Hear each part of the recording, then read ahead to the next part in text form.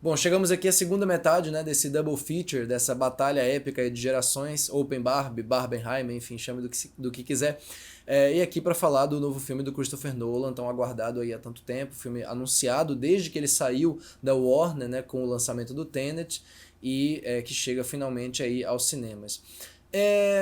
Eu queria fazer uma observação rápida. O Nolan é um diretor que divide muito a cinefilia, mas que é certamente o nome mais popular entre os cineastas em atividade na indústria, no sentido de ser aquele cara que é capaz de atrair multidões para ver o conceito que ele está trazendo. Quer dizer, o nome do Christopher Nolan se sobressai em relação a qualquer outra coisa. Quer dizer, elenco, trama, né, detalhes da história, nada disso importa mais do que o novo espetáculo cerebral que o Nolan está trazendo. É sempre assim, foi o caso dos últimos dois filmes dele, por exemplo, o Dunkirk e o Tenet, que não foram exatamente vendidos por conta do elenco, não, foram vendidos por conta do novo achievement, né, do novo technical achievement do Christopher Nolan, quer dizer, a nova conquista formal dele. Eu realmente tenho sentimentos ambíguos em relação à obra inteira do Nolan.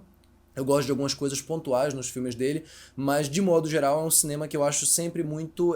nunca consegue cumprir o potencial total, porque se apega muito a determinados elementos, tanto de exposição como de tentativa de emocionar, que são coisas que nem sempre ele consegue entregar sequer 50%. Do ponto de vista emocional, pelo menos o Nolan é um diretor profundamente impessoal, na minha opinião. Quer dizer, é um diretor que não consegue lidar com sentimentos humanos de uma maneira que seja minimamente verdadeira. Sempre me soa mecânico, né? Inclusive isso não é por conta do Nolan cresceu e começou a fazer filmes da indústria, não. Se você for pegar o primeiro filme dele, o Following, você vai ver que é um filme mecânico pra caramba também, né? Talvez até mais mecânico do que alguns filmes da indústria que ele fez. Aqui no Oppenheimer, eu fico feliz, realmente feliz em dizer, que tá entre os filmes do Nolan que eu mais gosto, entre outras coisas, porque o lado emocional dele é muito menor, é muito menos importante para a experiência geral da coisa do que a parte política, né, o thriller político envolto aqui nessa história real, né, essa história do J. Robert Oppenheimer. E é muito menor também do que esse lado mais sensorial, né, esse trabalho do som e da imagem que ele propõe aqui. Quer dizer, é muito menos um filme para você se envolver emocionalmente e mais para você sentir o impacto do crescendo das situações. Pelo menos essa foi a sensação que eu tive. Certamente o Nolan acha que está fazendo aqui um tremendo estudo de personagem e, na minha opinião, não é o que ele está fazendo, ou pelo menos tá bem longe de ser completo, se é isso que ele pensa. E antes de entrar em mais detalhes sobre o filme, claro, eu vou lembrar você que ainda não fez isso por acaso, não se esqueça de se inscrever aqui embaixo no canal, né, de curtir o vídeo, porque isso ajuda muito o canal a crescer e o YouTube a enviar esse vídeo para outras pessoas. E, logicamente, também deixa o sininho das notificações aí ativado para receber notificações quando a gente postar vídeos novos aqui. E você também pode, caso gostar do conteúdo, né, pode me seguir tanto no Letterboxd quanto no Twitter. Especialmente no Twitter, eu estou muito ativo falando sobre lançamentos e outros assuntos mais dentro do cinema, fazendo recomendações, etc, etc. Bom, com relação a esse novo trabalho do Nolan, além do que eu já falei, eu acho importante dizer que são 3 horas de duração, que isso muita gente vai falar, uma experiência cinematográfica, uma experiência para cinema mesmo, e eu acho que isso se dá muito porque o Nolan é um diretor que, isso se revelou muito no Dunkirk também, ele tenta fazer com que você embarque na história, às vezes de maneira meio agressiva, de maneira meio bruta. Ele não tem, ou pelo menos não entende muito bem de certos recursos dramáticos, ou pelo menos não tem a calma, o senso de contemplação, o cuidado, a singeleza para lidar com determinadas cenas e determinados elementos de caracterização, e ele acha que a melhor forma que ele vai encontrar de lhe fazer embarcar na psique de um personagem, ou de embarcar na paranoia dele, como no caso aqui do Robert Oppenheimer, ele acha que ele precisa colocar o som alto e colocar um bocado de flashes para você sentir aquele susto na sala de cinema. É por isso, especificamente, que é uma experiência que no cinema vai ter certamente um efeito bem diferente de se assistir na TV da sua casa ou no computador, em que você regula ali o som numa altura conveniente, numa altura agradável, né? O Nolan aqui ele faz aquela coisa do IMAX, da imagem super poderosa, que é aliada sempre com um som muito rebuscado, muito bem pensado para gerar esse tipo de impacto, né? De impacto físico. O problema é que esse impacto físico ele é realmente forçado, ele é um impacto que você sente a pessoa empurrando você de todo jeito para um tipo de emoção, para um tipo de carga que não está refletido no desenrolar natural da história, não está desenvolvido na direção dele, na encenação dele para com esses personagens. Isso é um problema muito grave aqui no Oppenheimer, na primeira hora de duração. Né? Para quem não sabe, o filme vai falar sobre o Robert Oppenheimer, o cara que criou a bomba atômica, e não vai falar só sobre ele, quem foi essa pessoa. Não, ele vai falar sobre todo o clima de paranoia que ficou nos Estados Unidos depois da explosão de Hiroshima e Nagasaki, né, que aconteceu essa tragédia horrorosa em agosto de 1945, já no finalzinho da Segunda Guerra. Então o filme vai falar do primeiro ato, ele vai se concentrar no Oppenheimer, né, no laboratório em que ele trabalhava, e depois como ele foi convidado a criar o tal projeto Manhattan, né, dirigir o projeto Manhattan, que foi o projeto que explodiu a primeira bomba atômica ali no teste Trinity, né, aquela primeira grande explosão que está muito comentada já a essa altura em relação a esse filme, porque o Nolan de fato explodiu uma bomba com o máximo de efeito prático possível e tudo mais. Então, o primeiro ato vai ser a preparação para isso, o segundo ato vai ser tudo que envolve Los Alamos, quer dizer, esse lugar no Novo México, essa cidade inteira que foi construída para que o pessoal trabalhasse nisso, não só o Robert Oppenheimer, mas todas as outras pessoas, todos os outros físicos que ele levou para lá. Alguns deles foram mais adiante acusados de espionagem, etc, etc. O próprio Oppenheimer caiu em desgraça por conta de proximidade que ele tinha com o Partido Comunista. Durante os anos 30, de fato, o Robert Oppenheimer teve... como ele herdou uma fortuna do pai, né, ele teve, na verdade, uma influência considerável com grupos antifascistas, entre os quais comunistas, e o filme mostra, inclusive, também o envolvimento dele com uma determinada personagem que era membro do partido, que tinha muito a ver com o partido, que era a personagem da Florence Pugh.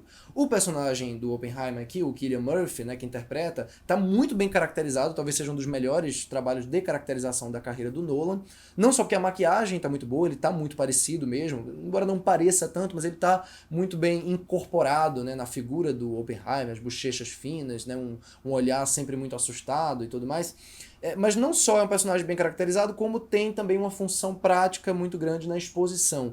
O filme tem muito de diálogo, aliás, ele é inteiro de diálogo, pessoas falando, explicando coisas e discutindo questões e argumentando umas para as outras, mas ele tem uma função muito clara aqui de passar por cima da física de uma maneira que seja minimamente inteligível para quem está assistindo, sem entrar em pormenores. E eu acho que essa persona dele, essa figura do Oppenheimer, bem caracterizada, como eu falei, e bem interpretada pelo Cillian Murphy, faz a gente acreditar que ele de fato estaria falando aquelas coisas, ao contrário de um filme como A Origem, que o DiCaprio passa o filme inteiro explicando o filme, pelo menos a primeira metade inteira explicando o filme para então Ellen Page, hoje Elliot Page, né?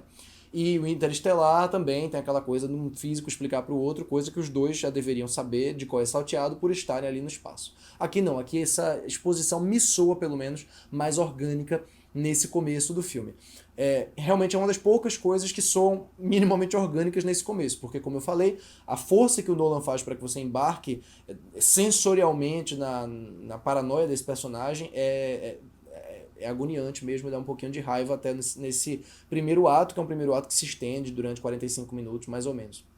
Quando o filme vai para Los Alamos, quando ele vai lidar com a construção em si da bomba, ele melhora bastante. Ele melhora tanto porque se estabelece melhor o foco da história, a gente fica mais concentrado na intriga política e na construção prática daquele artefato, daquela coisa ali, daquela monstruosidade ali, como porque a Florence Pugh, que é essa personagem que está no primeiro ato do filme, começa a desaparecer. Certamente ela é um dos calcanhares de Aquiles aqui do Oppenheimer. É uma personagem que não tem função prática na história, exceto mostrar esse envolvimento dele, essa suspeita dele de envolvimento com o comunismo, né? E do ponto de vista dramático, emocional, ela realmente, apesar de grande atriz, a Florence Pugh, está muito mal aproveitada aqui e protagoniza uma das piores cenas de sexo que eu já vi na minha vida. Facilmente uma das piores cenas de sexo. Aliás, mal é uma cena de sexo, porque o Nolan está muito mais interessado nas questões físicas que são comentadas logo em seguida do que em qualquer coisa em relação à sensualidade dela. Não dá nem para dizer que o Nolan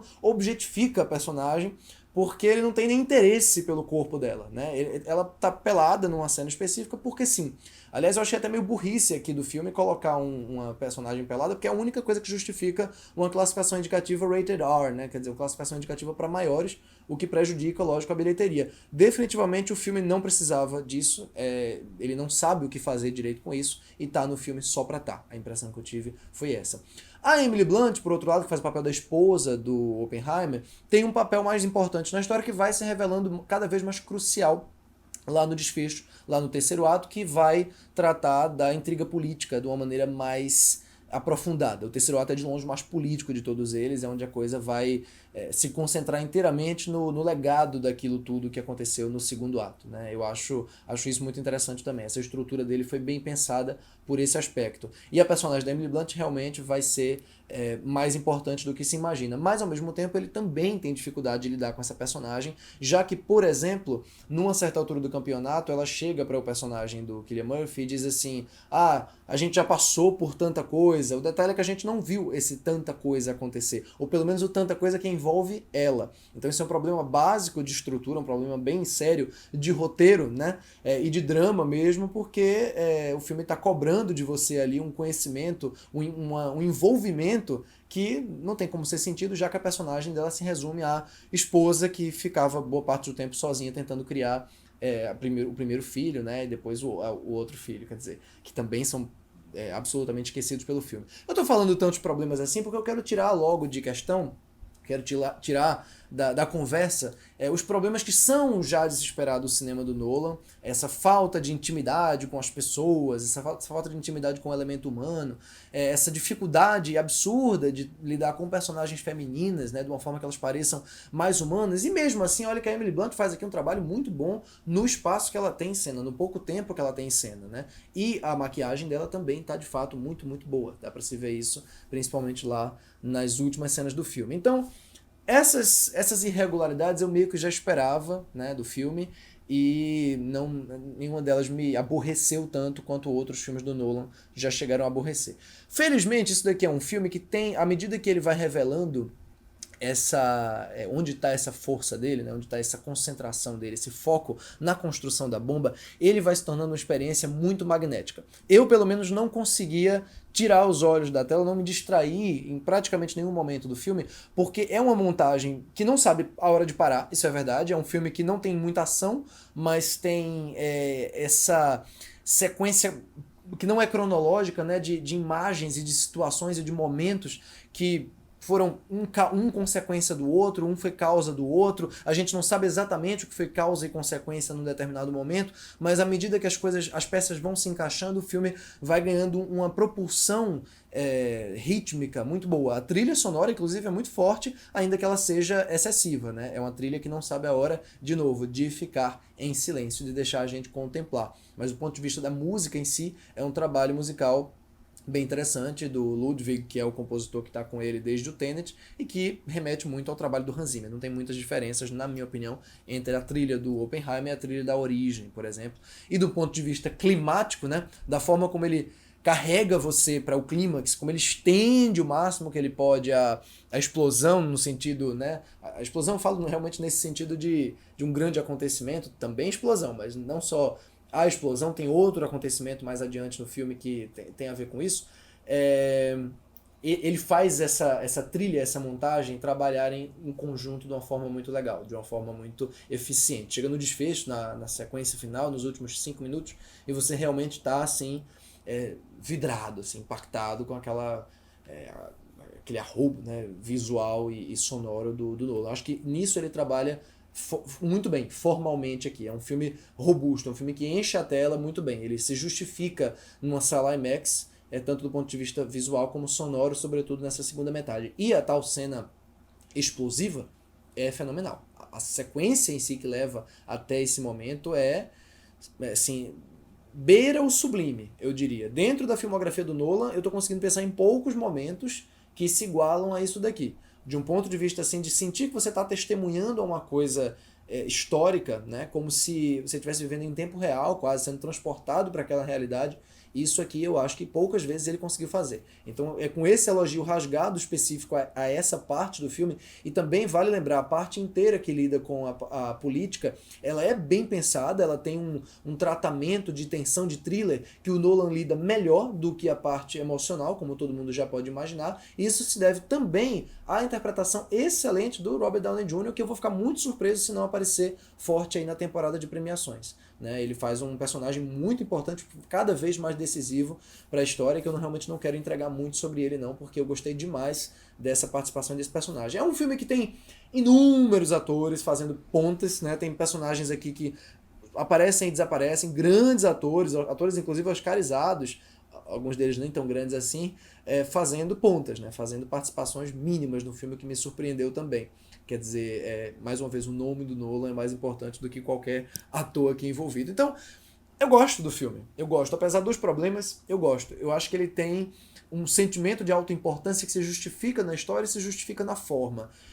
Parece sim que você está vendo um cara que quer fazer jus à importância do Oppenheimer, fazendo um filme que por si só se acha tão importante, se acha um evento tão grandioso quanto. Mas isso em si não me incomoda. Quando a pessoa consegue bancar uma experiência de peso, e em grande parte o Nolan consegue bancar isso aqui em Oppenheimer, sobretudo do segundo ato em diante, aí eu acho que a coisa fica mais ou menos certa. Então, nessa batalha aqui, Barbenheimer, Oppenheimer certamente não sai perdendo, porque ele é um bom filme e é um filme que vale a pena ser visto na tela grande.